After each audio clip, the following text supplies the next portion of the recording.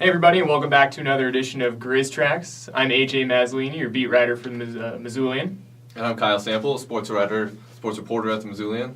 And the Griz spring practices have wrapped up with the spring scrimmage this past weekend in Helena, and the team really came a long way in just 4 weeks. Especially on the offensive side, a lot more touchdowns. Brady Gustafson at quarterback really leading the way. He threw for 4 touchdowns, and the defense had 3 interceptions. Some of those coming off the second string guys, of course. But, this team made some serious strides in 4 weeks. Yeah, and they had a lot to learn. Anytime you get a new offense, especially an offense like this where it seems like there's so many things that you have to figure out at the line of scrimmage, it's just such a steep learning curve. And like you said, you saw them more than anybody, so they did come a long way. They sure did, and Brady Gustafson has kind of been leading that charge. He has really cemented himself as the first-string quarterback at this point, while the other 6 guys in camp are all really still competing for jobs 2 through 3, really. They're not going to get much deeper than that. And, that's really been the story of who's going to replace Jordan Johnson. And they had so many guys and so many bodies that the reps were just hard to get, especially until the end. So everybody else is still, they're still making up ground. Yeah, and I think it was a surprise to a lot of people who, when spring started, they didn't expect Gustafson to be the guy. There was a lot of rumors that he was going to transfer, and now all of a sudden they end spring camp and they go into summer, and he's the guy right now. He's the guy, and it's because he's got the most football smarts, basically. He's been in a college program longer than any of the rest of the guys, save Chad Chalish, who was a transfer from Idaho.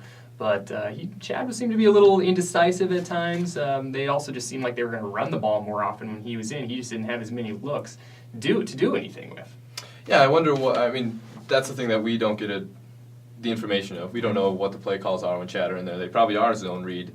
Or do have an option for the quarterback to run because he is supposedly more athletic than most of the other quarterbacks that they will have a choice from. A little bit more athletic, and that's been the main knock on Gustafson. Really, he doesn't run very well. He's a 6'7" guy, and he's got a slow stride, basically. A galloping stride. But the quarterback hasn't been the only story. There's lots of things to talk about. We'll start with just a couple strengths and weaknesses. Why don't you kick us off? What would you see as some of the strengths this spring? I thought really defensive line. The linebackers, I think, are strong. And I think those are areas that everybody kind of keyed on coming in with Holmes being back and with the other guys on that line, and obviously the 3 seniors and the experience that they have at that linebacking position. I think those are the areas that everybody kind of thought would be the strengths. Yeah, and one of the positions, position groups that people kind of anticipated maybe being a weakness this spring, the defense secondary, I think they kind of turned out to be a bit of a strength. They had 2 guys that were out, 2 guys that were missing a lot of time with injury. Justin Whitted at strong safety, and then one of the cornerbacks, Nate Harris, 2 starters, 2 all-conference guys that had to sit out basically the entire spring. And the young guys, they look pretty good. I think safety Manu Rasmussen is going to be a guy to watch probably for years to come. He's only a freshman. Sure. Manu, obviously, or is it Manu? Is it Manu? Manu. Manu? Okay. So Manu, obviously, he did impress people throughout camp. 2 guys I want to get your take on. One guy didn't really get to play a ton, but Markel Sanders, he's the guy that seemed like they were going to count on as the season goes. And then at the other corner position, Ryan McKinley. Mm-hmm. What did you see from those 2 guys? Markel had, I think, a hamstring tweak early on, so he was missing some things.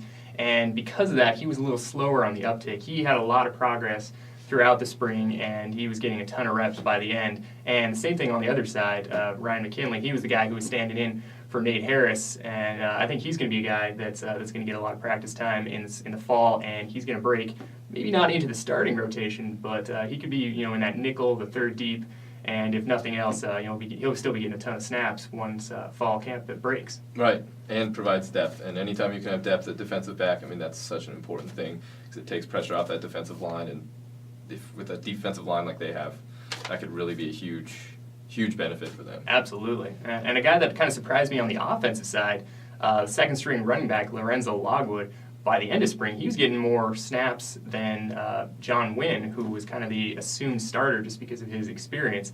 Logwood ran for, I think, 80 yards or so at the spring scrimmage this past weekend, and he had more carries, looked good, some nice long runs, and also showed some power to bust up the middle and kind of do it both ways. Yeah, and I found it interesting what Bob Stitt said afterwards. Is he was asked about the 2 running backs, and he said, it really doesn't matter who starts because there's going to be so many snaps that we're going to get these guys so many possessions that it's going to be like they're a starter in basically any other offensive scheme. Yeah, absolutely, and I have a feeling they'll probably be utilizing a 3rd and 4th running back as well once the games actually kick off. And of course, we're going to break throughout the summer here. The Griz are going to get back to the field right around the beginning of August in preparation for that August 29th kickoff with North Dakota State, the 4-time FCS national champions that are coming into Missoula for an ESPN game day sort of situation. So a lot of things to be excited about and a lot to look forward to in Coach Bob Stitt's first season here at Montana. Thanks for tuning in with us again this week.